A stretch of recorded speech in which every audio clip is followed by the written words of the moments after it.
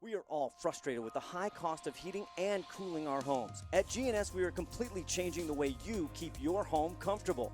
Our Mitsubishi electric cooling and heating system allows you to control the temperature in each room separately, all of which can be controlled from your smartphone or tablet. And because we are the mini split experts here in Washington, we can design a perfect system for you, one that will save you a lot of money on your utility bill. Call G&S Heating, Cooling, and Electrical today or visit us at gsheating.com.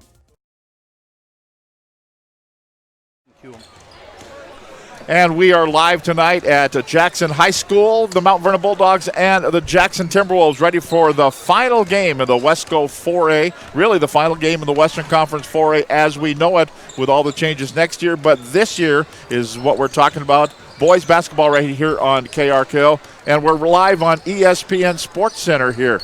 Alex Clausius, you ready to be on Sports Center? That's a little bit too above my pay grade there, Tom. But that is a nice little setup for going right there, especially on senior night with the cutouts of the two seniors for Jackson's heads right there. You got to love it. You got Jalen Searles and Hoiby over there, so they're ready to go. We're ready to go for some basketball. Mount Vernon at 5-8, 9-10 overall. Jackson 7-6, 11-8 overall. But still a lot of questions coming in whether or not Mount Vernon is going to make the playoffs. It's one of those playoff situations where there's three teams fighting for two spots, and there's so much on the line just for tonight, because also if you were to be tied with someone else, you can be playing tomorrow in a sort of mini game or just trying to figure out your tiebreaker. So you want to take care of business tonight, and I know Mount Vernon's going to be kind of struggling for one of those last two spots, but they're facing a very tough Jackson team tonight. So coming into the game, Glacier Peak and Mariner, good. No question, they're top two, and they're already locked in.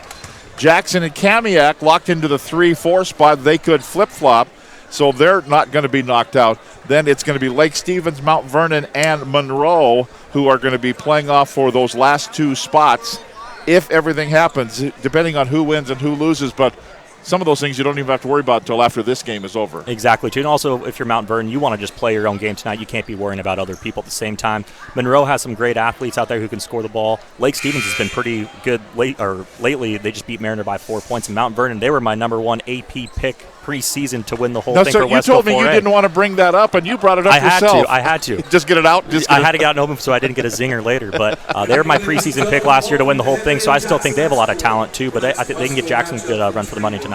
Let's take a look at the starters for the Mount Vernon Bulldogs. Their head coach, Roger Valentine, and they will start Carlos Garcia, 6'2 senior, Isaiah Brown, a 6'1 junior, Chase Calvin, a 6'5 junior, Van Struisma, 6'3 junior, and Ethan Chapin, a 6'4 junior. For the Jackson Timberwolves, Jalen Searles will start, and so he's wearing number 0. Usually it's at number 3, so Searles wearing number 0.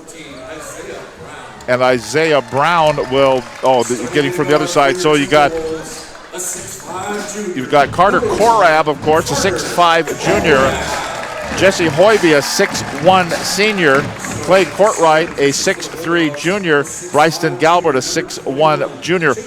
On senior night here at Jackson High School, only two seniors on the Timberwolves. Only two seniors, and two seniors that have meant a lot to the program the last few seasons. Hoiby was kind of the backup guard last year on their team that went undefeated in Wesco 4A. Now he's kind of the senior leader on this team, and also he's a very good player. And Jalen Searles, I think he's the best player in Wesco 4A.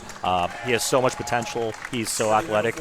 He could throw it down at any moment, too. Searles averaging 19.1 points per ball game. Korab at 13 points for the Timberwolves. Carlos Garcia, the leading scorer for the Mount Vernon Bulldogs, at 15.8 points per ball game. Isaiah Brown at 13.3. So Jackson has already solidified a spot going into the the West King tournament. 6 from the Western Conference, 6 from the Kinco Conference, and they will be meeting here at the end of the week and into the next week for the district tournament. We're getting set for tonight's opening tip-off. Stay with us. It's the Mount Vernon Bulldogs and the Jackson Timberwolves right here on STSPN.com. McDaniel's Do-It Center is located in beautiful Snohomish, Washington. Locally owned and operated for over 40 years, they are proud to provide the Snohomish Valley with exceptional hardware, tools, lawn and garden, and sporting goods products. Their commitment to delivering legendary customer service and their outstanding employees continue to make McDaniel's the best and one of the most recognized do-it-best centers in the nation. Stop by and experience for yourself the difference between McDaniel's and the big box stores. Discover why so many people are choosing to shop at McDaniel's.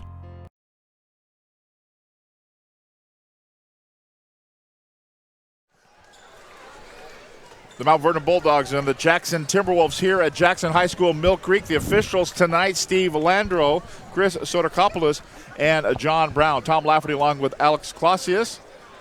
We're set to go here. He's ready to go with Steve Landreau gave me that it's going to be nice and smooth. Yep. It'll be nice and smooth.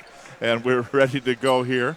Hopefully he's calmed down for after giving a technical to the Jackson JV bench at the end of the game, too. So he looks calm, cool, collected. He's probably done this a few times. Kieran McMahon is on stats tonight, and we've got Todd Elvick keeping us on the air here on STSPN.com, and we're set to go. That's Steve Landreau with the basketball, the referee, and we're ready to go. The last regular, where did the time go? Last regular season game of the year, and it's going to be controlled. I think we're going to jump it up again. No, we're not. We're going to say violation. Basketball. So it's going to be Mount Vernon basketball. So Mount Vernon, the visiting team in the green uniforms, dark green uniforms, white numbers, black trim, moving to our right here as we begin play in Mill Creek on a Tuesday night. For Mount Vernon, Isaiah Brown with it. Looking down low. They'll swing it around down low, back over, in for a lay-in that will not go. Missed there by Carlos Garcia, and Timberwolves clear it out. Up the right side, Galbert as they swing it over to Cyril. Cyril's blocked off there, so he just pulls up and says, I'll rattle out a three that won't go. Hoiby with the rebound, surrounded by green shirts, thinks better of going back up. He gets out of trouble. And now they'll shovel it underneath, looking for Cyril's. Lost the handle momentarily. Back out to Hoiby. They'll reset the offense. Going in, pull-up jumper on the way. Rattles off the back of the iron. No good. Carter Korab with the miss. And the rebound controlled by Mount Vernon. Bulldogs out of backcourt. Dribble drive in. Blocked by Searles. As going in with Chapin, Searles blocked it, but it was recovered there by Mount Vernon. And air ball no good by Calvin. I was getting out of breath there, Tom. I felt bad for you. You talked for about a minute and a half straight, and there's no reason for me to jump in with everything that's going on. So we're a minute and one into the game. Sorry, my sense of time is developing. It just seemed like a minute and a half worth of just back and forth and up and down and good defense and no points yet. Love to see Searles take it to the hoop. I don't think anybody on Mount Vernon can guard him that close to the bucket, so hopefully he doesn't live outside the three-point arc today. Hoiby goes down to one knee. Galbert. Now here's Searles to the rack. And he heard me. Here's what I can tell you. I don't think he heard you, just so you know. Hey. Maybe. Okay, maybe. So Mount Vernon will try to answer on the other end with a two on the way. No good by Chapin. Rebound controlled by Galbert. Out of backcourt, here comes Jackson. Timberwolves in the home white uniforms. Dark green numbers, black trim. Almost mirror image of each other for home uniforms and I was visiting just uniform. thinking of that. Here's Hoiby off balance, too hard. And rebound controlled by Mount Vernon. Brown brings it up himself to the baseline. And he'll just take it himself all the way and rattle out a three that won't go. Rebound down by Calvin. And we're going to have a jump ball called. And it'll be the possession arrow in favor of Jackson. Isaiah Brown, that's a tough shot right there from the corner, especially when you give him the hezzy and then went right up for the shot. He was one of the best players last year. He's still a really great player, still super young. Probably not the year he wanted to expect, especially that kind of leads to the Mount Vernon fighting for a playoff spot today. Just over 2 minutes into the ball game, we've had 2 points scored. Here's Korab. Put it up with the left hand. It's in. Give the assist to Searles and the bucket for Korab, and it's a 4-0 lead for Jackson on their home floor. Timberwolves have already clinched a playoff spot. And we're going to have a foul called here on Jackson. Bryson Galbert picks up the foul. His first personal, first team foul. And baseline out of bounds now for Mount Vernon. Bulldogs Their head coach, Roger Valentine, longtime assistant and head coach at Skagit Valley College. They're in Burlington. Back out. Mount Vernon. Oh, it is in Mount Vernon. That's right. It's still on this side of the river, right? That's correct. Dribbling down the right side. We've got our Skagit Valley, Skagit County correspondent with us here. If we want to get into King County, we can always go into it too. Well, maybe the Sammamish Plateau. There's Hoiby. Too hard. Couldn't get the rebound, and it's going to be controlled by Mount Vernon. Senior night, Hoiby's kind of forced a couple of shots right there, so got to calm it down a little bit, run the offense. 4-0 lead for Jackson on their home floor. Garcia stripped. Galbert with it. Lay in, up, it's good. It's a 6-point lead. Well, Mount Vernon's yet to join the scoring party as we're 2.5 minutes into the contest. And Jackson taking it to him. Searles is playing a middle zone part with that length. It's going to be so tough to try to drive. Garcia, too hard. A little off balance, but controlled by Mount Vernon, but they throw it into backcourt. That's going to be over and back. Third turnover in the first quarter. Third turnover in the first quarter. Third turnover here in the quarter. We're going to have a timeout called by Mount Vernon. We step aside with 4 minutes and 20 seconds to play in the opening quarter. 6-0 Timberwolves. Back with more after this.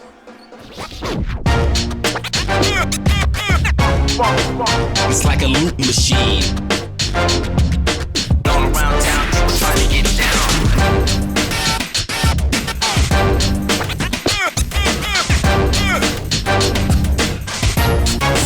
It's like a loot machine.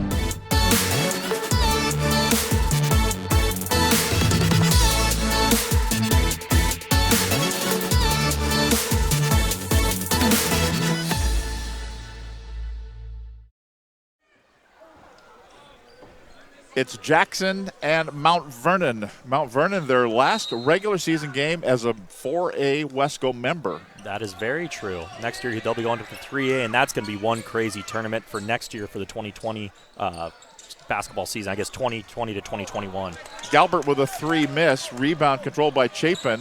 Yeah, Mount Vernon drops to 3A, and they will join the Northwest Conference along with Oak Harbor. So things will change. There'll only be 5 Western Conference 4A teams, and Jackson, of course, will be one of them, along with Mariner and Kamiak. Also Lake Stevens and Glacier Peak. Foul's going to be on Hoiby, his first, second team. Baseline out of bounds, Mount Vernon, fresh 35 on the shot clock. They've yet to put one in the bucket. Will they here? No, too hard. Offline by Chase Calvin, and then an interception on the other end by Carlos Garcia, but he stepped out of bounds. They can't buy a break. They cannot buy. I thought he had 2 feet in, 1 feet out. I didn't know exactly. I know he was a good wide receiver, though, for MV this last year. The catch was made, but it's going to be forced out, so it'll be Jackson basketball. But Searles was going to drive it, then he thought, I'll just shoot it from out here. I wanted him to make that so bad. That was a great move to create separation. There's the first bucket of the ball game for Mount Vernon. Ethan Chapin, a little fast break offense, and it's a 6-2 lead with 3:33 to play in the first quarter. Searles dumps it down low to Galbert. Back to Hoiby. Now turning and facing and firing it up and rattling it out. No good. Missed by Clay Courtwright. Now, Tom, that's the sunrise sunset. We got a better view of it down here rather than up in Everett when we were over there on Friday. That's true. Down low, put it up. No good. Boy, they can't buy a bucket either. Chase Calvin with a miss, but here on the other end, they go down and Carter Korab puts it up, and it's back to a 6-point lead for Jackson on their home floor. Calvin, I think that's his 3rd or 4th missed layup within the paint bucket, too. You got to convert those. Down low, and a reverse laying up and good. Carlos Garcia puts it up and in. It's a double score at 8-4, 2:40 to play. Opening quarter. Calvin is 0 for 3 for the Mount Vernon Bulldogs. Here is Searles with a miss, and then the rebound controlled down by Jackson. Then an outside shot, no good by Chapin. With the miss, Chapin, and then it's going to be grabbed. Galbert looked like it was going to go up. He goes in a little bit closer, puts it up, and it won't go. And the rebound grab by Chapin. Great job by both teams. There hasn't been a lot of second chance buckets today. They're getting the ball and they're going back down. They're missing a shot. They're getting the ball going right back down. So good defensive rebounding. 2 minutes of play here in the opening quarter. An 8-4 lead for Jackson. Turn, face, and put it up and in. Van Struisma with the bucket. The thing is that Jackson has not been able to run and hide from the shooting woes from Mount Vernon. It's a 2-point ball game. Yeah, they're playing great defense, Mount Vernon. Long outside three won't go. Missed there by Carter Korab. We're going to have a foul called off the rebound. It's going to be called on Kane Kress. The 6'2 senior picks up the foul. That's his first personal foul and the second team foul. So baseline out of bounds. I don't think that's Korab's best shot right there. He's got to get more towards the bucket. Korab gets it on the inbound. Searles has it. And he's stripped. Took his lunch money. Took it from him and then goes in, but missed the lay-in. Garcia shuttles a little pass underhand, but Hoiby is there to knock the ball out of bounds off of Chapin. Boy, just couldn't get that lay-in to go. That would have tied the ball game with 1:22 to play. Opening quarter at Jackson High School in Mill Creek. Korab to Nick Erickson. Korab again, 20 on the shot clock. Coming up on a minute to play in the quarter. Hoiby, pull-up jumper. Won't go. 2 shots coming up. Got him on the arm. It's going to be called on Kane Kress. Picks up the foul. That's his second personal foul. And team foul 3 with 1:01 to go. Jesse Hoiby goes to the free throw line for the Timberwolves. Good, I wanted to make sure you had a point here on senior night. I knew he was going to get one eventually, but that whole first quarter, I was like, come on, Jesse, you got him, my man. Third leading scorer at 10.6 points per ball game for Jackson.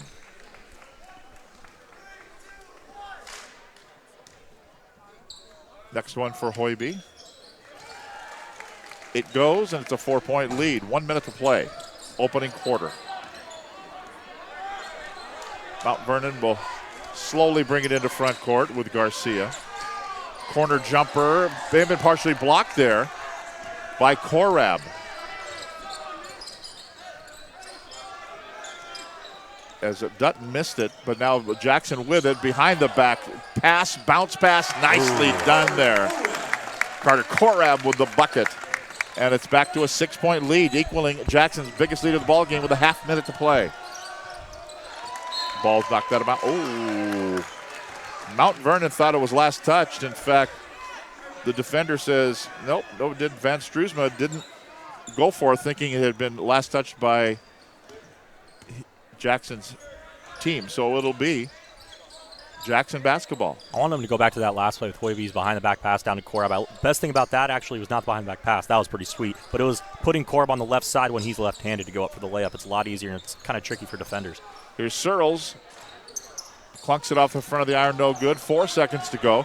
Out of backcourt, here comes Garcia. Stops and he puts it up and it will not go. And we've reached the end of the first quarter here.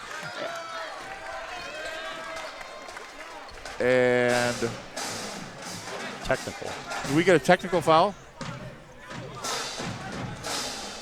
It's going to be a technical foul on Mount Vernon. Ethan Chapin must have said, I'm not sure what happened, but we'll talk about it when we come back. First quarter in the books, 12-6 the score. Back with more right here. Well, actually, let's keep it right here as Carter Korab will shoot the shots first. He must have said one of George Carlin's 7 magic words or something. I saw his shirt wasn't tucked in there for a little bit of the game, too. Maybe that was part of it, but I thought he probably would have gotten a warning. Well, usually they'll just say, hey, 3-5, tuck in your shirt. First free throw is good, so these are all first quarter points. Carter Korab there. Hit one, missed one. That's the end of the first quarter. A 13-6 lead for Jackson. Coming back with more on STSPN.com. We are all frustrated with the high cost of heating and cooling our homes. At GNS, we are completely changing the way you keep your home comfortable. Because we are Snohomish County's premier Lennox dealer, we can design a perfect system for you, one that will save you a lot of money on your utility bill. The Lennox Home Comfort System creates the ideal home environment. Enjoy innovation in every season with precise, quietly efficient Lennox heat pumps that keep your life simply perfect. Call GNS Heating, Cooling, and Electric today or visit us at gsheating.com.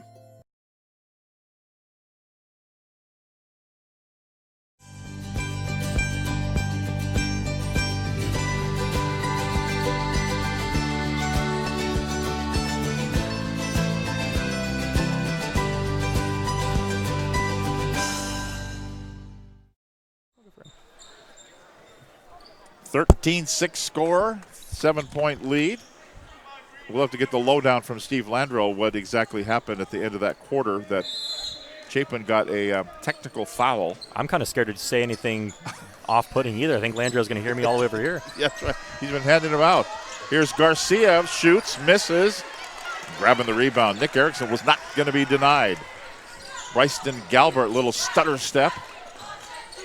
Calls the play, or scratches his head, one of those two. I'm guessing that was the play call.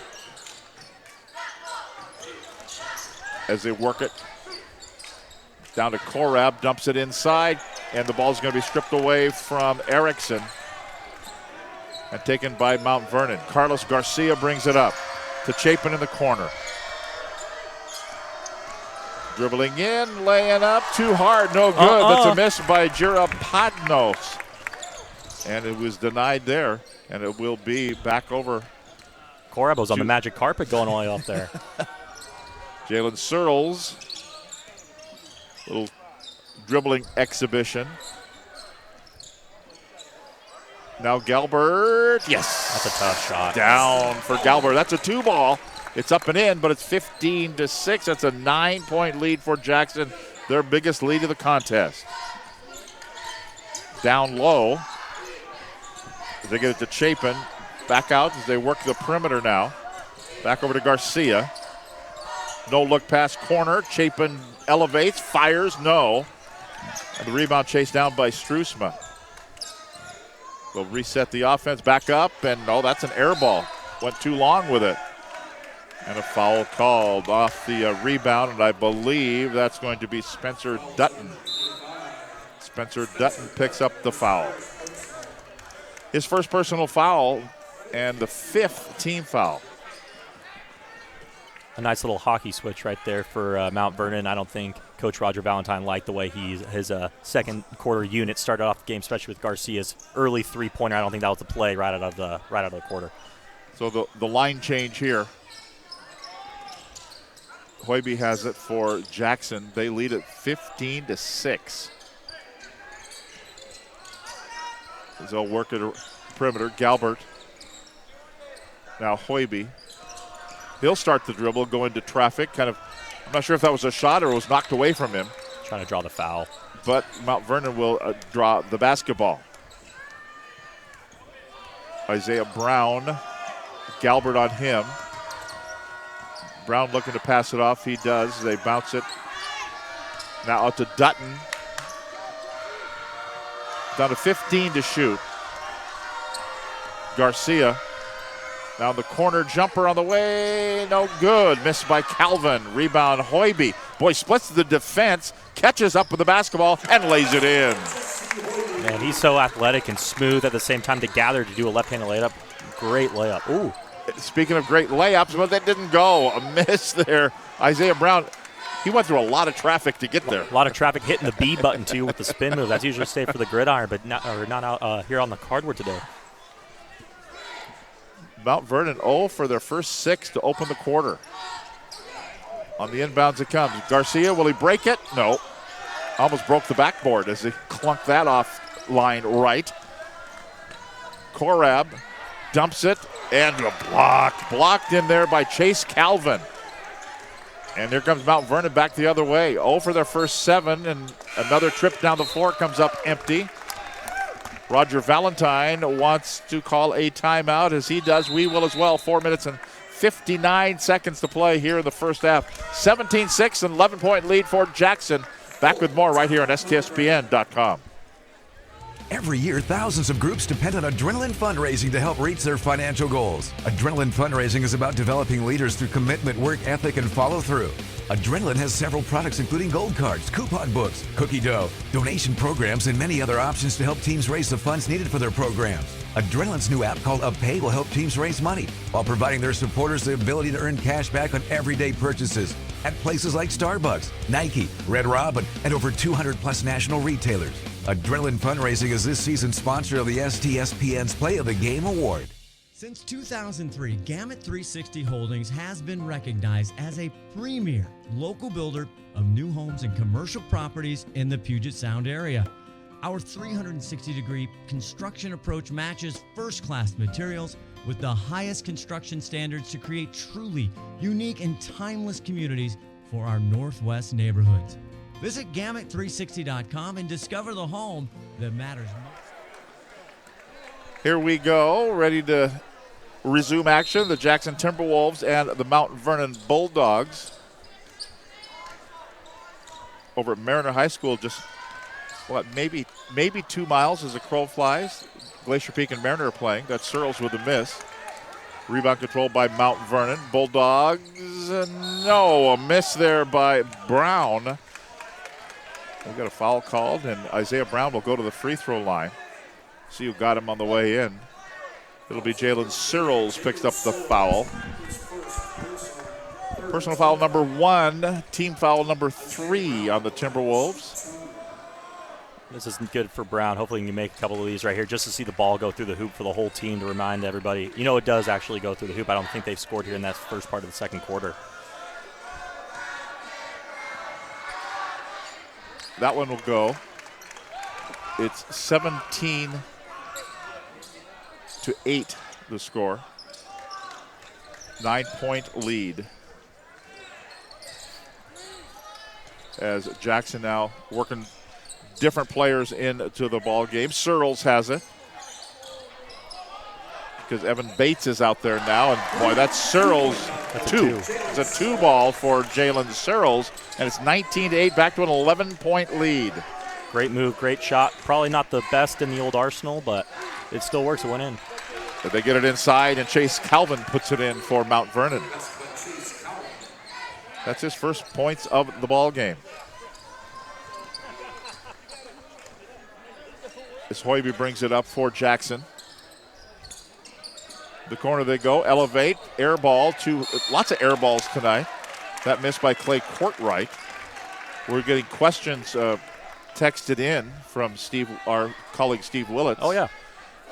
Mariner on a 9-0 run and forced GP to call a timeout with a 9-3 lead. So Mariners leading Glacier Peak. They gave them a really good run-in for their money. I watched it all the way in South Dakota on STSPN, and it was a great game. I know Glacier Peak got them late, so wonder if it's going to be kind of the same thing over at Mariner tonight. You were watching on the World Wide Web? I was. I figured it out.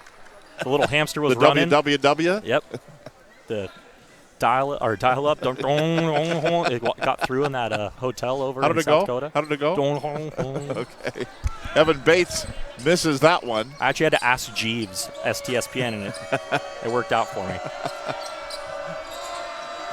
Bounce pass down low, Calvin. Goes into traffic, and Searle says, that's enough. See ya. And he gets just the swat and the grab to Hoiby. Elevates, 3. Well, that would have been sweet if that had gone, but it didn't. And the rebound controlled by Mount Vernon, taken down by Van Struisma. Baseline. It's the length of Jackson right there. They're tipping everything. Pull-up jumper on the way, won't go. Missed there by Bryson Galbert. Now going in, laying up. They're looking for the offensive foul. Not going to get it. Hoiby's on the floor. Calvin says, get out of my way. Calvin misses. Hoiby gets up, affects the ball, goes out of bounds. Last touch by Mount Vernon. That was a good game of hot potato. It was. But the question is, Steve from the 206. Ooh. No, he's actually from the 425. I'm at the GP Mariner game. Someone just asked me who would get the Wesco 4A3 seed if Jackson and Kamiak end up tied. They go to the number. Whoever has the number, that's already decided. The only time you play off is if it's in or out of the playoffs. Other than that, you go to the number, which are all determined preseason. Yeah. That shot by Hoiby misses. We're at 2.5 minutes to play. And I can't tell you how many times coming down the floor, Mount Vernon comes up and then they turn around and look around like, what happened? Because the ball's gone. Exactly. And also, they're not really running a good offensive set where they're wasting 10 to 15 seconds. Not wasting, but developing a play to get a good shot. And even when they do that those few times, they're not making the shot, the layup on top of it. They look like you and I do. Where's my phone? Exactly. Where are my keys? I can't find my keys. It all starts by hitting your layups, though, and you got to make sure you're hitting those, then your mid-range to go to develop, then to go shoot on the three-point arc. But they just got to see something go in. And Mount Vernon, in order to force a playoff, actually they could get in if they win tonight, but if Jackson wins, that could force a playoff depending on the result of the Lake Stevens-Kamiak game as well. So lots of things still to be decided here on this Tuesday night. Here's Searles. He decided to take it all the way to the rack and lay it up and in and make it an 11-point game again. I just have a feeling there's going to be some senior showtime still late in the game with Mrs. Searles, or right now. Like that. Double team goes in, fouled on the way in. Searles just took it away from him. He can do that. He can just go straight to the hoop in so much length. He sits a little bit too much on the three-point arc, and he's not up there too often, but it's one of those things when you're just that athletic and that good at the same time, you got to just attack the rim. Kane Kress picks up the foul. That's his third. First free throw won't go for Jalen Searles. And he will get another coming up at halftime. We're going to talk about playoff situation. Todd, we're going to stay on live at halftime. Is that okay? We're asking our executive producer, Todd Elvig, who's down there taping his Diet Coke to the table, I think. So here we go. 22-10. Biggest lead of the game, up by 12, are the Timberwolves. This will be a busy place on Saturday here at Jackson High School. 4 games going on. All 4 games right here on STSPN.com. Bounce it inside. Little step through move. Little Euro step there, and the bucket's in for Ethan Chapin. 22-12. Mount Vernon really needs to end this last minute with a stop right here and another score, make it single digits going into the half. Court right to Hoiby. Top of the key, Korab. Now Searles directs traffic. 18 on the shot clock, coming up on a minute to play. Searles, fade away. Nope, won't go. And grabbed by Hoiby's. I think they're going to call Hoiby for the foul. That's number 2. Yeah, he was reaching in, just grabbing hold, trying to get that basketball. Yeah, he picks up his second. He's going to sit for the next 53 seconds until they head into the halftime locker room. And Nick Erickson will check in for him. You know what? Hoiby, he'll be my MVP of the first team all lettuce. What that hairdo right there. That's true. We've been looking at that for the last few years. Just luscious. How about another shot here? The bank's not open. Even the ATM, I think, is closed. Now they dump it down to Chapin again, and he bounces it to Galbert. Problem is he plays for the other team. Goes in, and then it's left there for the two-handed flush by Searles. Get the nail in the wood, Tom. Mrs. Searles got the hammer. Got the hammer and put it down. 12-point lead. Double score, 24-12. As Jackson running away with this one so far. Down low. Don't count out Mount Vernon. They can still play. Never do. With it only being 10 points, I feel like it could be a lot worse. Van Struisman with that bucket. Galbert with this attempt won't go, and the horn sounds, and we are at halftime. And as well as Jackson has played, and really not as well as Mount Vernon is playing, it's only a 10-point ball game. A lot of free throws that have not been shot either at the same time. But I think both those teams maybe had 6 combined throughout the entire time, and it's really making the game go fast. And also, whoever hits the most free throws usually ends up winning the game anyway. Ooh, slow motion dunk. I can't do the call in slow motion, though. That's the worst part.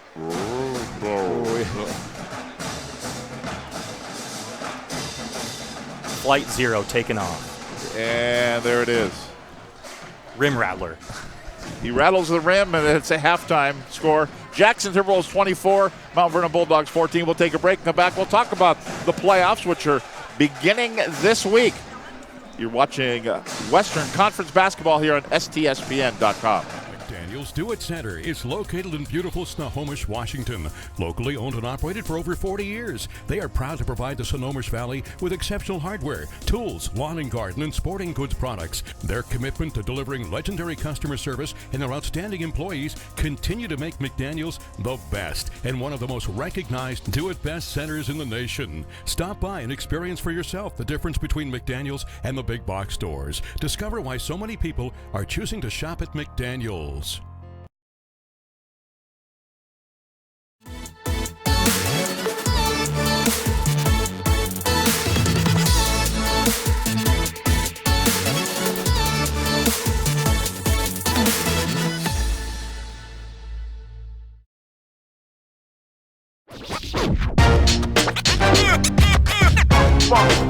It's like a loot machine. All around town, trying to get down.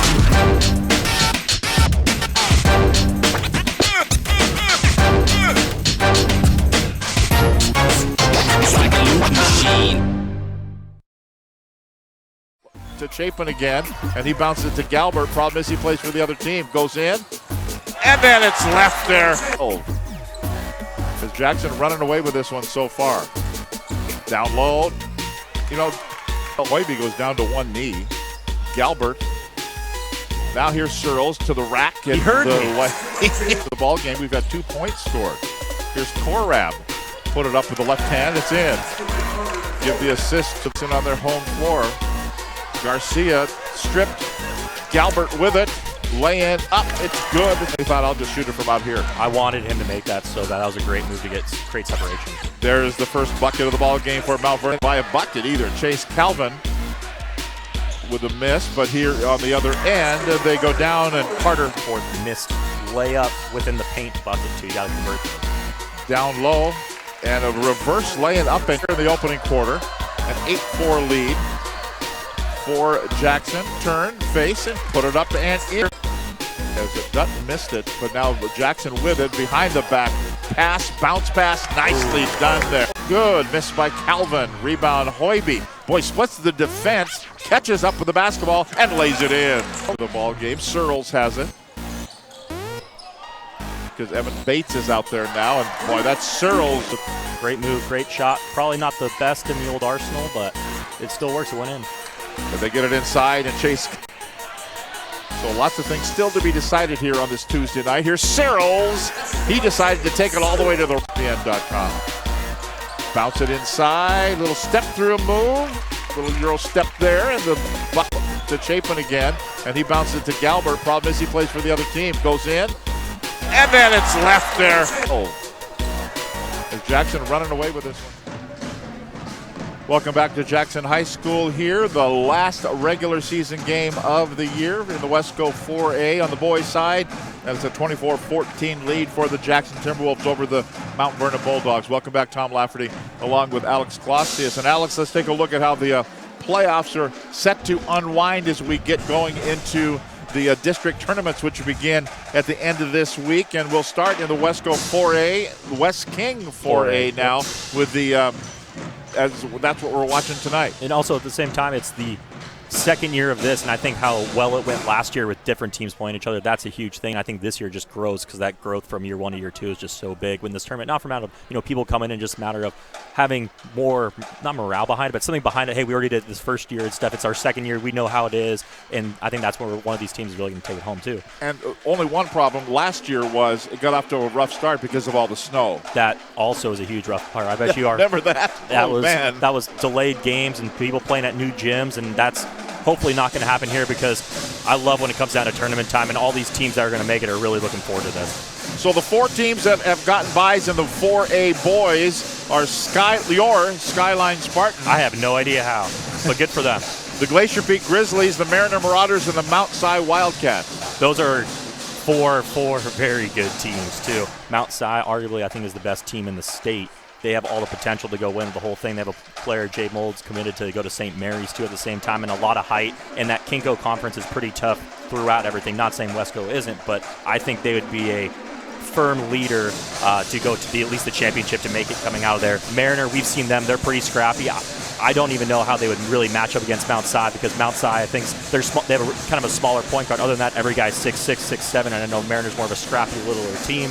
Glacier Peak, we've seen them. We know them. They're going to be consistent throughout, and Coach Hunter's not going to let them play 2 above or 2 below. They're going to be right there with everything. And Skyline, I think they got a couple of players. I have no idea, though, to be completely honest. I know they have the players. I know they got a ball. I know someone's got to put it in the hoop. So Skyline, Glacier Peak, Mariner, Mount Si get first-round byes. So in the loser-out-ball games to get underway, Eastlake is waiting for Wesco number 3. The Western Conference team will be decided tonight or tomorrow if they have to have a playoff. Redmond is awaiting a team. Inglemore is awaiting, and Woodinville. So the Kinkle 4A's already had their tournament. Exactly, too. And also, I think one of the big things is, I'm not saying to one side of the bracket is the other, but as much as I just talked about Mount Si right there, I would not want to be on this bottom part of the bracket if I was the Wesco 4A seed. I'd rather go to Wesco 3A and play a weaker Eastlake team than Skyline, than play a familiar Glacier Peak, and then maybe if you lose from there, go to the losers bracket. But if you go to Mount Si, I almost think is a guaranteed loss. Let's take a look at the West King 4A girls awaiting teams, and with a first-round bye, the Inglemore Vikings, the Glacier Peak Grizzlies, the Lake Stevens Vikings, and the Woodinville Falcons. All these teams, of course, they're getting a bye for a reason. They're 4 of the best teams, too. Woodinville's arguably the best team in the state. Glacier Peak, I believe, is number 2 in the state, or at least number 3. Lake Stevens has probably been the closest team to Glacier Peak, even though it is still by kind of a wider margin, too. But Lake Stevens isn't too bad. And Inglemore, but one of the crazy things about Kinko is their number 3 seed, Eastlake, I believe, won the title last year. For the whole thing. So it's for your 3 seed who is coming off a defending champion, they're not going to be afraid of the moment. And then already decided that'll happen on Friday here at Jackson. It'll be Newport and Jackson in the 4A girls. Wesco 5 still to be decided. They'll play at Issaquah. Wesco number 6 still to be decided. They'll play at Eastlake, and Mount Si will play Wesco number 4. So kind of the same teams we talked about in the boys are right there with the girls as well. Exactly, and I think it's always cool to have these sort of regional spots where you get some sort of prize for being that higher seed. You get to host a home game, so it's maybe that one last home game for your fans, especially for your seniors. And now take a look at the Northwest District 3A boys, the play-in games, which will happen on Thursday. Ferndale will play at Arlington. Shorewood will play at Squalicum. And then awaiting those 2 teams, the top 2 seeds are Marysville, Pilchuck, and Stanwood.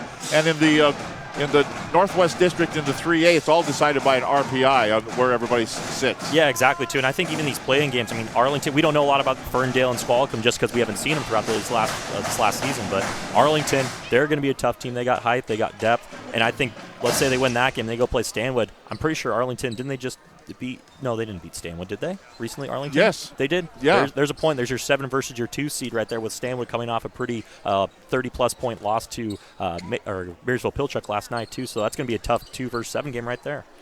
And then your Marysville Getchell Chargers. Ooh, I love Don't having sleep on the Chargers.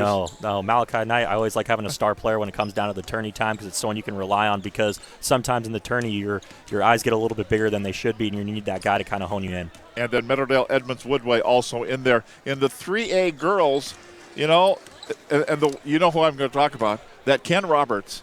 He gets those Snohomish Panthers ready to go. He's going to be that 4 seed that's going to win a game 42-38, and it's so slow. But then, of course, he comes out, and it's like, how did he make it to the semifinals for feels like 8th year in the row?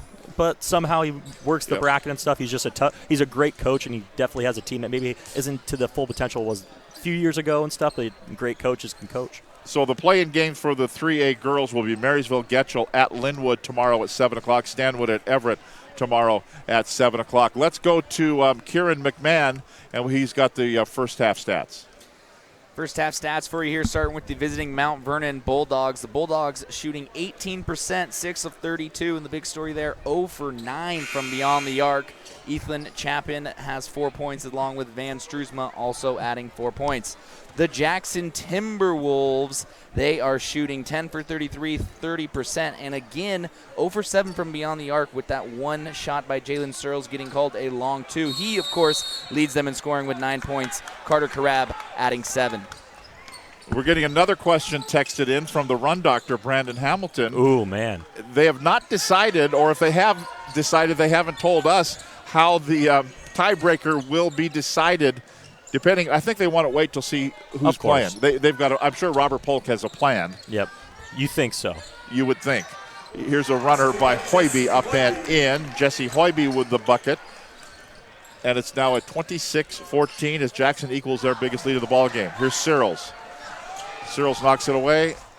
Mount Vernon with their 10th turnover, and Searles gives up the basketball and gives it to Bryceton Galbert for the bucket. As much as I wanted a big play right there, great pass by Searles to feed Galbert for an easy layup and really get a nice, quick 4-0 run. 14-point lead, biggest lead of the game. It's a double score here. Ball knocked away there by Galbert. Oh, they say last touch by Mount Vernon. It'll be Jackson basketball. 11 turnovers on the Mount Vernon Bulldogs. Mount Vernon, as we mentioned, with a chance to make the postseason. In fact, they can get in with a win, but if they're down by 14 now, it's going to be tougher. And so if Jackson wins and if Kamiak wins and they defeat Lake Stevens, it could be Mount Vernon, Monroe, and Lake Stevens all at 5 and 9. We've got a three-way tie. I still like the 3-on-3. I like everyone has to run the pacer until the last two teams remain. Did it? Well, not I don't know what. I'm showing my age. I don't know what the pacer. What is the pacer? You start on the one end of the or end line or sideline, whatever it is, and you run to the other side before the next beep comes, and the beeps slowly get faster and faster and faster, and so you're basically go from walking all the way to sprinting and stuff. A good athletic conditioning thing. So it's just me being old-fashioned, showing my old age. Different than screamers? I know what screamers are. What are screamers? Really? Screamer, you know what a screamer is, right? No.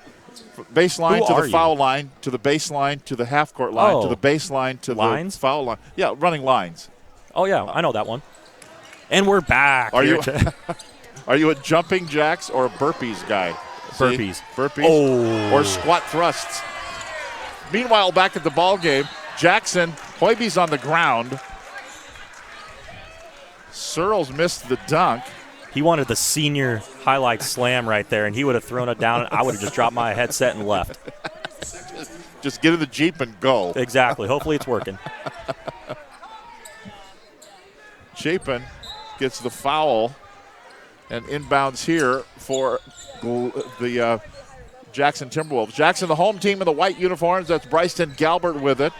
Down underneath for a reverse lay and up, and it's good by Clay Courtright. And it's a 30-14 ball game. Biggest lead of the game for Jackson. Nothing gets me more fired up than a back cut going to the hoop. How about a little runner from 12 feet away? It's in for Ethan Chapin. Chapin gets it. That's Korab. Boy, it's all going down for Jackson tonight as that goes in.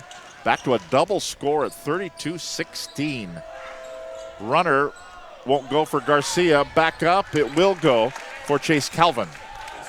Calvin, he's been physical down there all game, getting rebounds. He just has missed a few layups, but if those layups go in, it'd be a completely different game, but he's showing great effort. There's Hoiby. Searles. He's going to go in for the slam. He didn't get it. He kind of put on a little burst of energy around the defender. Here's Chapin going in. It won't go. Searles will run the floor. No, he feeds Galbert. Lay it good. And head coach Roger Valentine's just thinking, well, you know what? How those tiebreakers work again? Yeah. Oh, thought maybe there was a little travel there as he up fake, but it didn't go anyway. Chapin with the miss. And a steal here, back up and in for Carlos Garcia. Garcia says, I'm not giving up. Down by 14, we're not giving up. 4:40 to play, third quarter at Jackson. The final regular season game in the Wesco 4A as we know it. And here's a steal. Chapin again, laying up. No. Korab may have gotten partially blocked there. Here's Searles. Bang! Down it goes for Jalen Searles.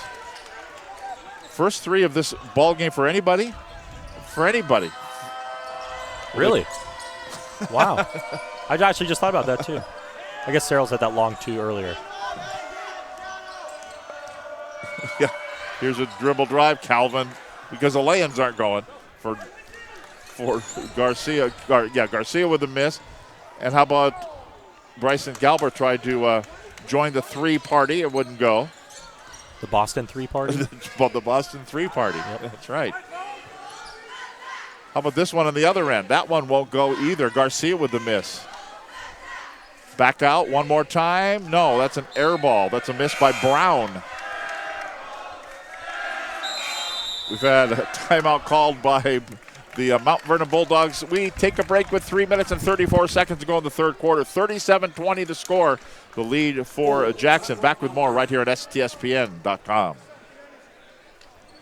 Since 2003, Gamut 360 Holdings has been recognized as a premier local builder of new homes and commercial properties in the Puget Sound area. Our 360-degree construction approach matches first-class materials with the highest construction standards to create truly unique and timeless communities for our Northwest neighborhoods. Visit Gamut360.com and discover the home that matters most to you.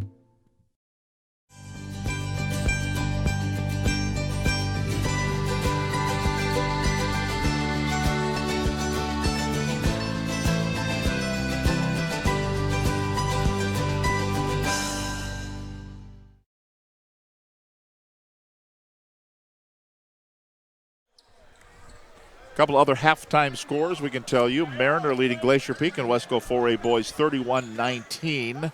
And Monroe leading Cascade 41-25. In all these playoff scenarios, I hate to say this to the Bruin fans that are watching, but we just assume that Monroe's going to win that ball game. And we assume, unfortunately, but with Cascade going down to 3A next year, it's a completely different ball game, completely different teams, probably a couple new guys playing if seniors are graduating too. Isaiah Brown picks up the foul. That's his first personal foul. And team foul number 3 against the Bulldogs. Mount Vernon, who will rejoin the Northwest Conference after many years in the Western Conference and go to 3A next year. Hoiby with a miss. And we're going to have a foul called before the ball was through. They're going to call Hoiby with the foul. That's his third personal foul.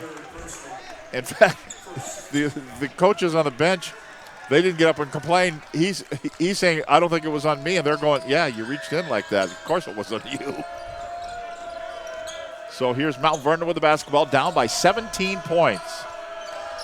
Ooh, almost looked like a walk there. Along the baseline, nice move there. Isaiah Brown with the bucket. Somehow they're still only 15 down. I feel like it's been just, they haven't scored in forever. That's Searles to Korab off the knee and out of bounds.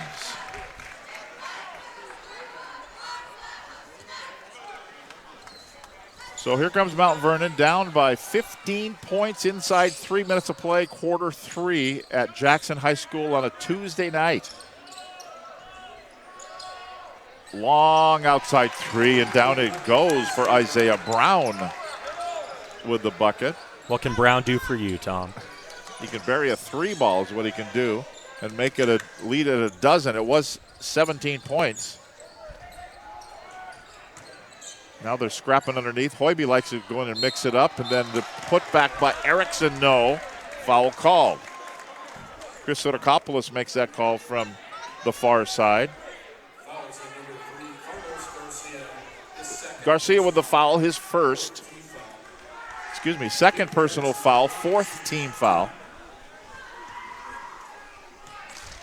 And it'll be Nick Erickson at the line. First one rattles off, no.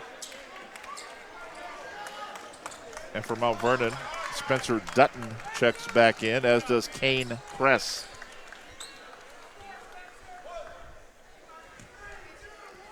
Erickson at the stripe for his second.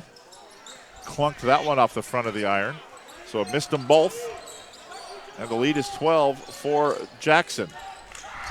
Here comes Mount Vernon. That runner will go for Garcia. Don't count him out. AC. It's a 10-point ball game now. That was a tough shot by Garcia, but he's leading scorer for Mount Vernon throughout the season, so he knows how to fill it up. Here's Korab.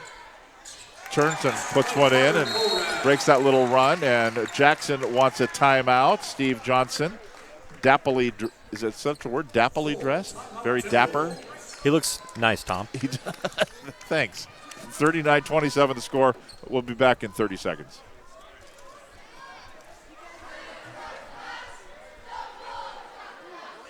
Every year, thousands of groups depend on Adrenaline Fundraising to help reach their financial goals. Adrenaline Fundraising is about developing leaders through commitment, work ethic, and follow through. Adrenaline has several products including gold cards, coupon books, cookie dough, donation programs, and many other options to help teams raise the funds needed for their programs. Adrenaline's new app called UpPay will help teams raise money while providing their supporters the ability to earn cash back on everyday purchases at places like Starbucks, Nike, Red Robin, and over 200 plus national retailers. Adrenaline Fundraising is this season's sponsor of the STSPN's Play of the Game Award.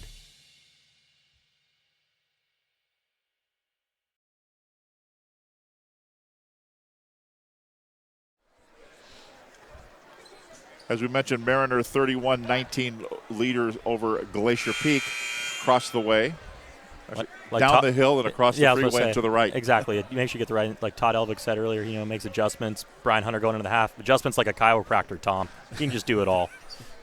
He can do it all. And they were down big to Mariner the first time. Of course, that game, in the scheme of things, means nothing because Mariners locked in at 2 and Glacier Peak locked in at 1.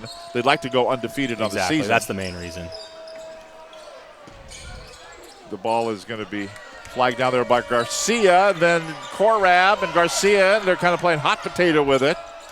And now finally Mount Vernon has it. Going in, count the bucket. Count it for Calvin.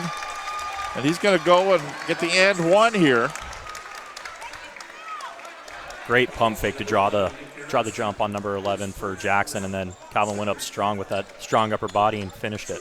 Erickson with the foul, his first. Second team foul. And Chase Calvin tries to complete the three-point play and pulled him within single digits. He does not. It stays at 10. And Korab grabs the rebound, give it to Searles, dribbles out through traffic. As he'll feed it to corner, then Searles gets it back. Bryson Galbert will slow things down. 19 on the shot clock. Erickson. Korab again. Give it to Searles. Back to Korab. 6 to shoot. Korab will shoot. He gets hammered as he let go of the basketball. Hasn't hit the rim yet. It's on the way. It's going to hit the rim, but won't go for Galbert. And the rebound controlled by Garcia. Here comes Mount Vernon. Feed it right side. 3 on the way. Down it goes. 3 ball for Isaiah Brown. And it's a 7-point ball game with inside 48. And then his steal by Mount Vernon, a turnover by Jackson. Another one on the way. That one will not go. The follow-up, no, they couldn't get it. It's going to be grabbed by Corb. No, it's stolen back, but the lay-in won't go. Tap up. It finally does go for Carlos Garcia. It's a 5-point ball game.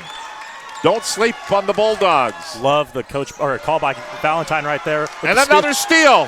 And going in, lay it up, blocked. No, they're going to say basket interference. They're going to count the bucket. Phenomenal call. That was a phenomenal call. The ball definitely hit the bucket first, or the backboard first, and Searles slapped it. Yep, and we're going to have a timeout called here by the Jackson Timberwolves. They want to talk about it. Just a little while ago, it was 17 points. Now it is 3. It's 3 points with 22 seconds to play in the game and a 30-second timeout. We keep it right here. You know. It's all about the press right there. They sped up Jackson because Jackson doesn't want to go too fast because they had the nice lead right there. And when they actually got across half court, they slowed it down and waited about 15 seconds before they got a kind of a tough contested shot by Korab. But 2 straight steals by Mount Vernon and momentum. That's all you need right there. It's those tough Skagit County people. They know them. They are.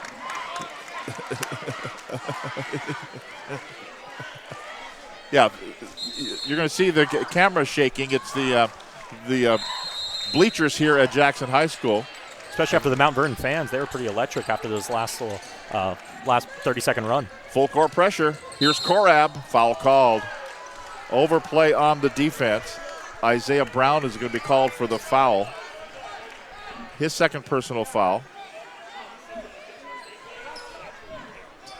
Team foul number 5 with 17 seconds to play in the third quarter, which has been a very eventful third quarter. Ball knocked away.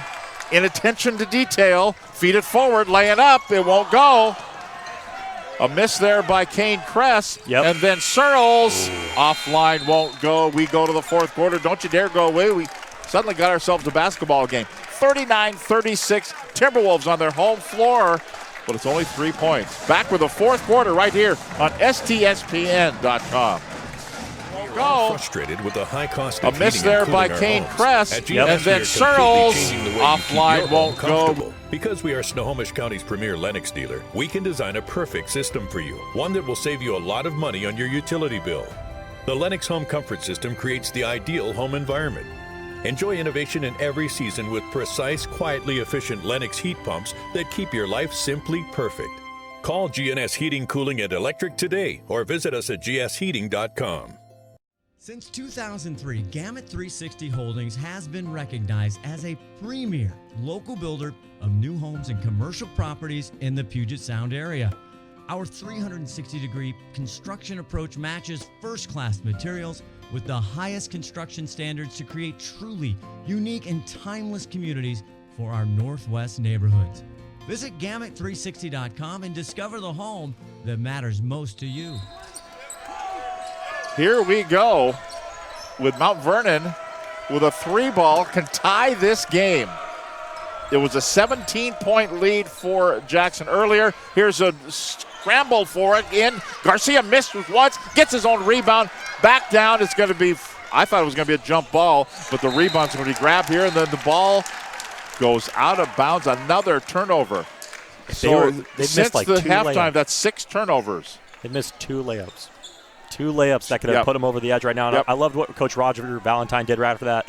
End of the third quarter, he wanted that layup so bad at the end of the time. He took a deep breath and then went right back to coaching, too. Got it right out of his system. Searles, that's a bad pass against Searles because he just reached up.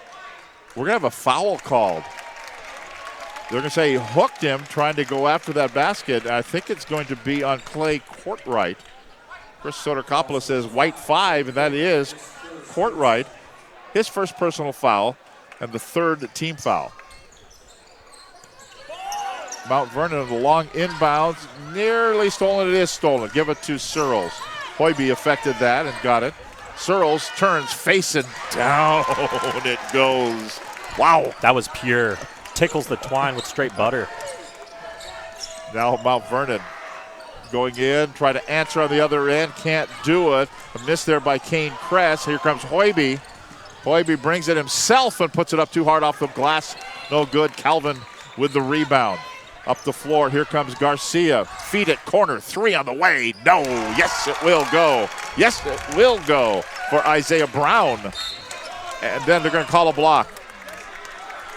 Steve Landro just made the Hall of Fame with that block call right there. We got to get that on the highlight reel, along with that Searles dunk and Landro. That was a dance move from the 80s. Struzma will pick up the foul. Excuse me. Spencer Dutton with a foul, his third. And what are they doing? We got blood. Ooh, nice. Slow-mo.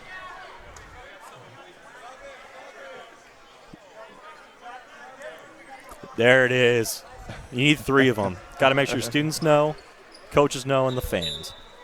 Got blood on the shirt for Carter Korab.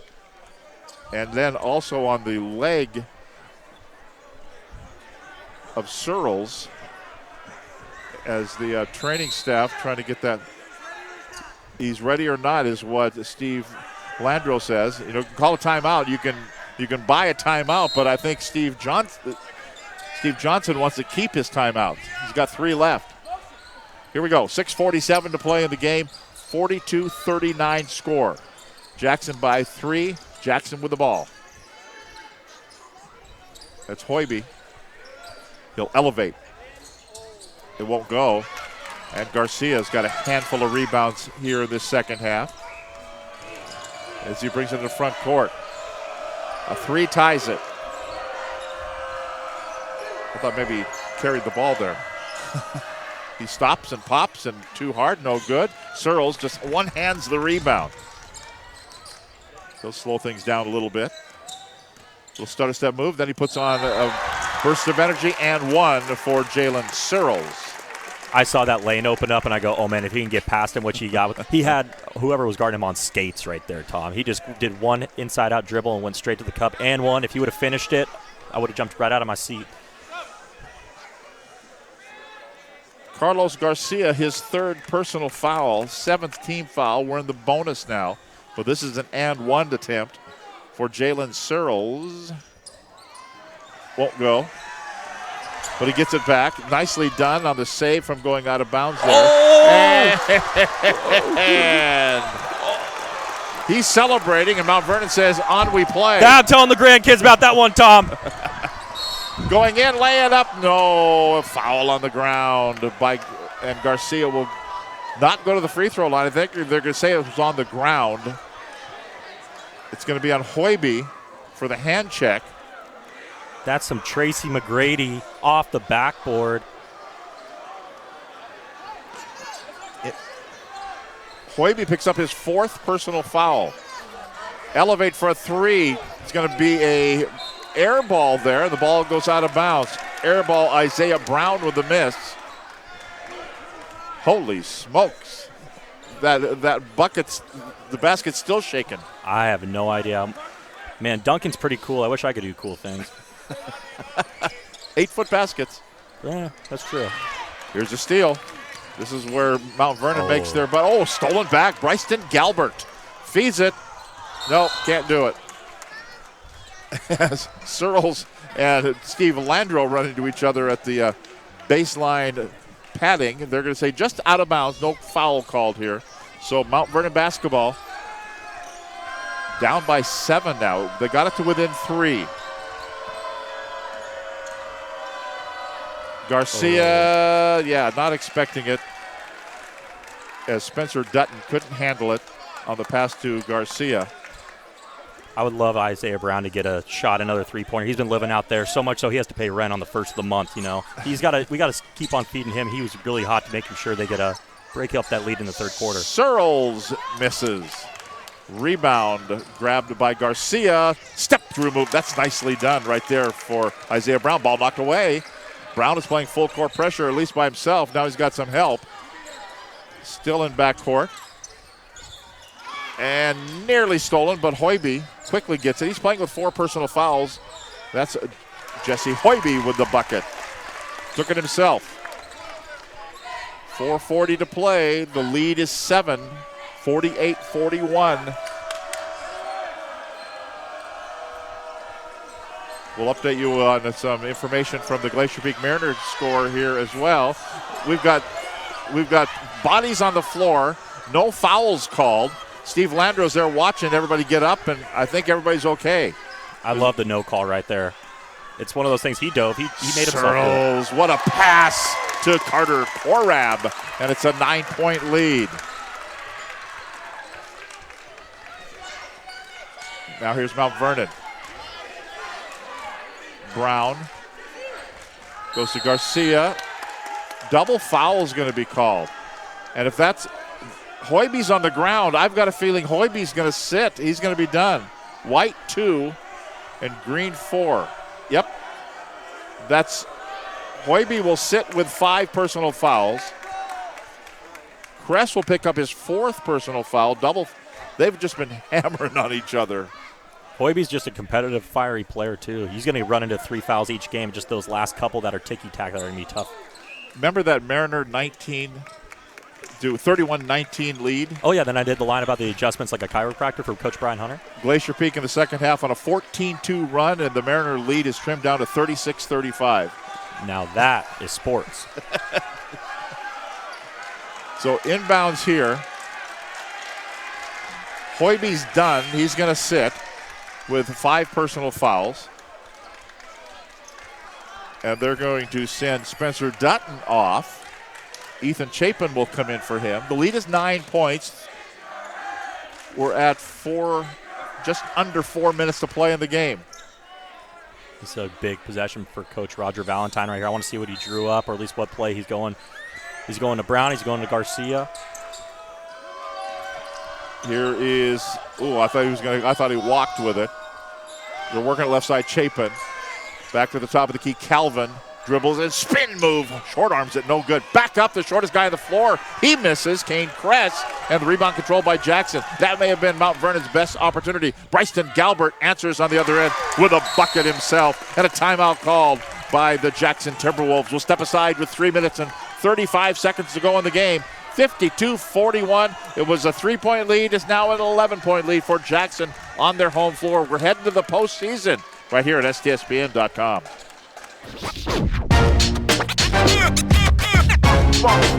It's like a loop machine. All around town, people trying to get down.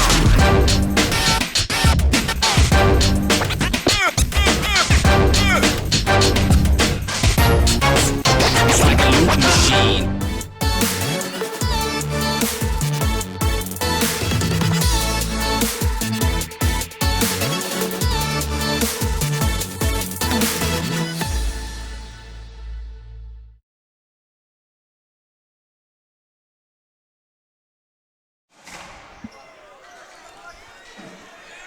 So we're ready to go for the final couple of minutes of this one.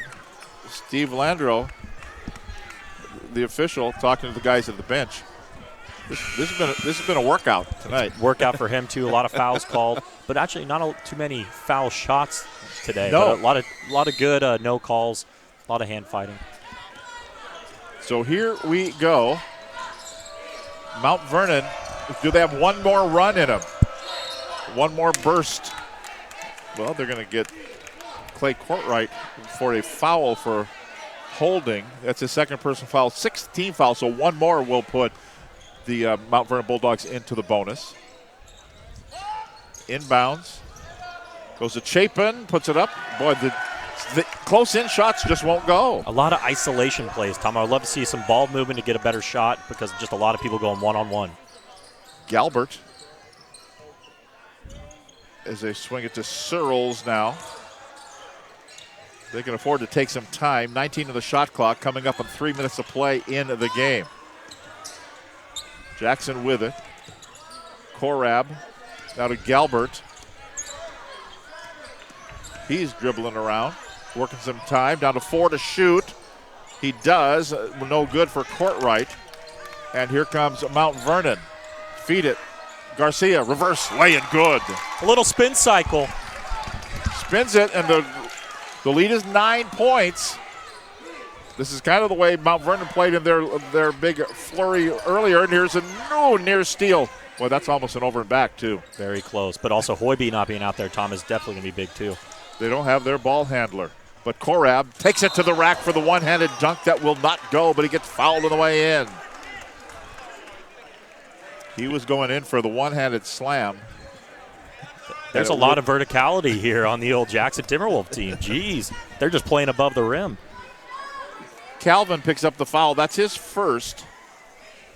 Both teams are now in the bonus. And this is Carter Korab at the free throw line.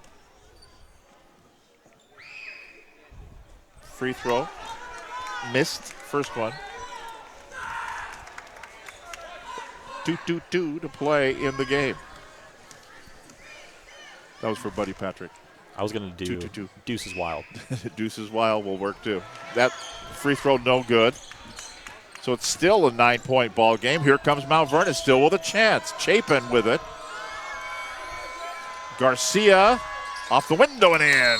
And a timeout called. Timeout called here by Mount Vernon. Roger Valentine calls a timeout. We'll keep it right here. 52-45, 2:09 to play in the game. Does Mount Vernon have one more? I think they do. I think they got one more. I think this possession right here is going to be huge because if Jackson can kind of stretch that lead back out to 9, it kind of puts, more pressure, less time in the game is always going to be on there for Mount Vernon too. But if Mount Vernon comes out and gets a press like they did and get an easy bucket, shoot, it's only down by 5 points. Mariner up 47-42 after 3 quarters over Glacier Peak. Lake Stevens is leading Kamiak 62-50 with 4:50 remaining in the fourth quarter. It's all about playing your best basketball at the end of the season right here. In Lake Stevens, they've been playing really well, and they definitely do have some talent. So if Lake Stevens wins, they get in because they go to 6-8. Mount Vernon will be 5-9. Monroe will be 5-9. They would have to play off for in or out of the playoffs. Here's a steal. Are those grabbed by the Mount two Vernon. teams that are the farthest apart from each other? No.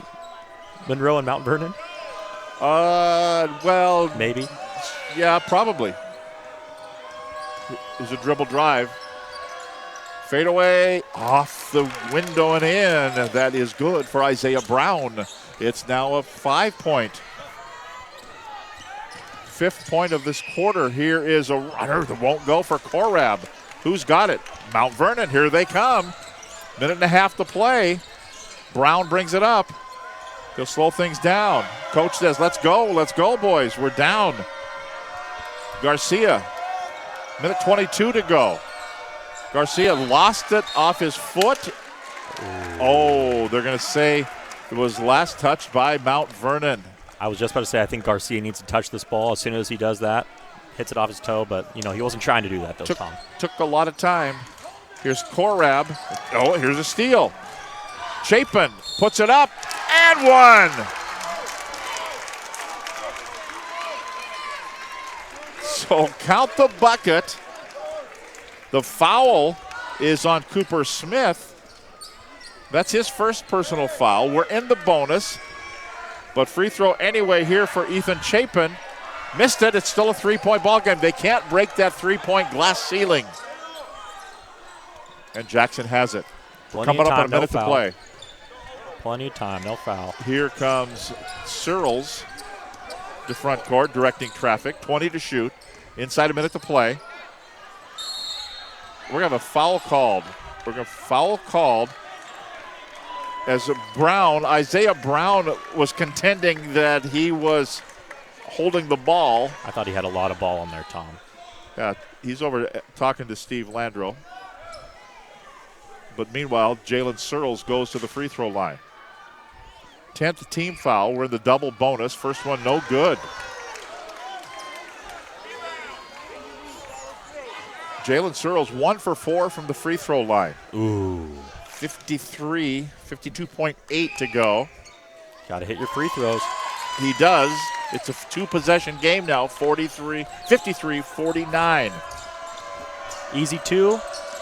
Garcia, Chapin, bucket. 2-point game. No foul yet? No foul. Here's Searles. Shot clock still in play. Searles has it, dumps it down, laying good. Timeout called by the Jackson Timberwolves. The lay-in good by Clay Courtwright.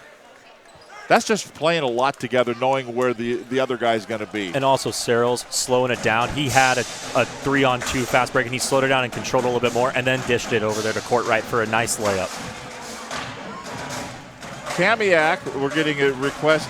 Lakes, in fact, we'll give it to you.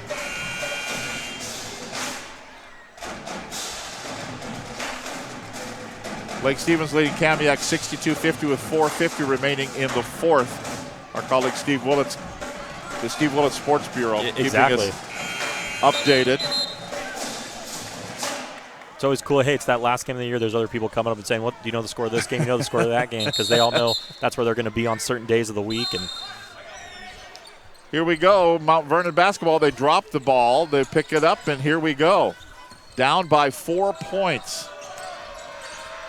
Brown goes in, lay in, no good. Boy, that would have been big had it gone. It didn't, and he's going to go to the line and have to get 2 at the stripe. Bryson Galbert picks up the foul, his second personal. And it'll be free throws here. 8th team foul, Brown at the line. First one, clunk. Ooh. He's got a great looking stroke, though. He's got to use a little bit more legs. That's the fourth quarter, 25 seconds. Been playing the whole game with this comeback and press type of legs. Next one, good. It's 3 points. No foul? Go for the steal, then foul. Or if there's a certain guy you like, then foul. Galbert brings it into front court. Oh. almost knocked away. In fact, the flight of the ball was affected. Down to 18 seconds to go. They'll have to take a foul here. They do. Galbert will go to the line. Calvin picks up the foul. Chase Calvin picks up the foul. That's his second personal foul. Bryson Galbert at the free throw line. So far tonight, Bryson Galbert at the line has not shot from the free throw line. He has now, and the first one is good. Took a lot of time off the clock trying to foul right there. A good 10 seconds with only 25 seconds left. That is 40%, Tom. Hit them both. Big free throws here. 2-possession game with 12 seconds to go. Got to get a three-pointer. And now here's a steal. And they can just dribble it out, and this ball game will draw to a close, and the final score will be the Jackson Timberwolves 57 and the Mount Vernon Bulldogs 52. I think we want to talk to both seniors, don't we? Oh, for sure. Hoiby and Searles. I think that'd be the best way to go about it. Especially I want to talk about the highlight slam. Okay, we're going to get them both coming up with our post-game show, and we will talk with Jalen Searles and Jesse Hoiby. We'll take a break. The final score, Jackson Timberwolves 57, Mount Vernon Bulldogs 52. Back with our players of the game right after this timeout. Every year, thousands of groups depend on Adrenaline Fundraising to help reach their financial goals. Adrenaline Fundraising is about developing leaders through commitment, work ethic, and follow-through.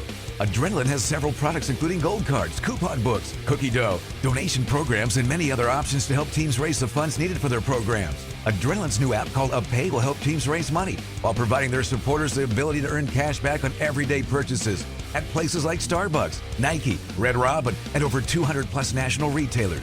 Adrenaline Fundraising is this season's sponsor of the STSPN's Play of the Game Award.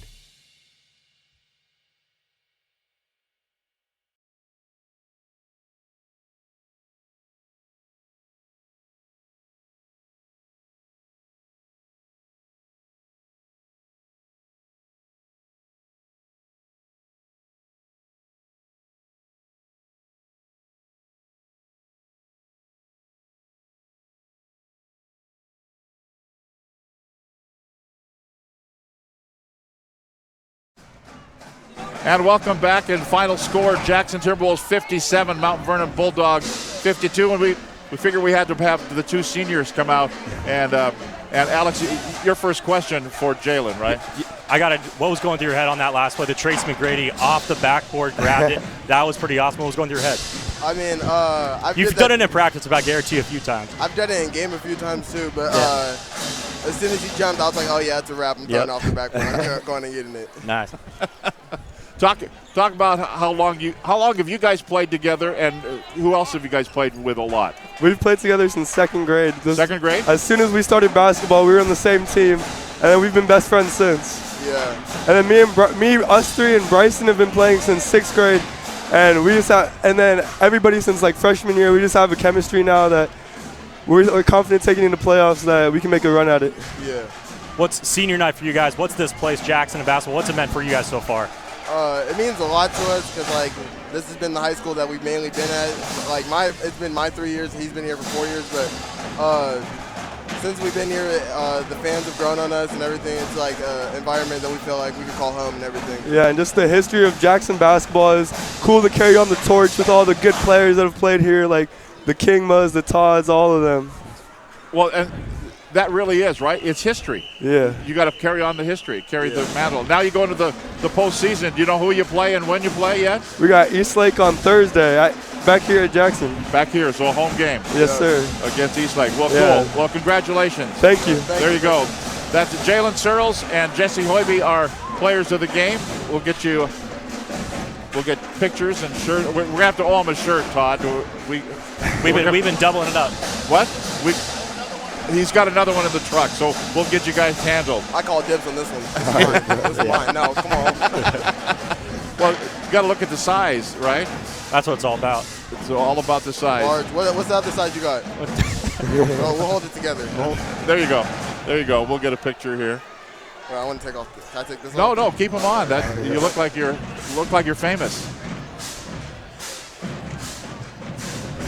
Awesome. There you go. Thanks, guys. There you go, guys. Yeah, thank you. Good luck in the playoffs. Yeah. Thanks, Jesse. Thanks, Jesse. Okay, we're gonna go to Kieran, get some final numbers here. So it's a little sweaty. It is. They did play an athletic competition.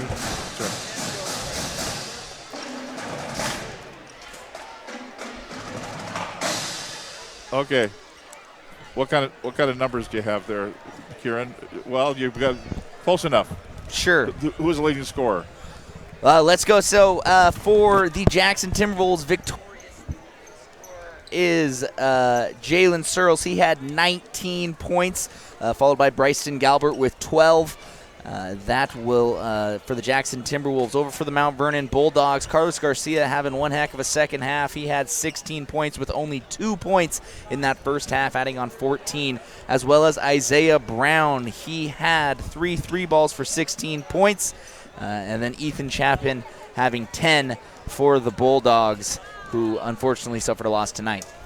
So there you go. Thanks to Kieran McMahon, our statistician, and thanks to Todd Elvick keeping us on the air here on STSPN.com.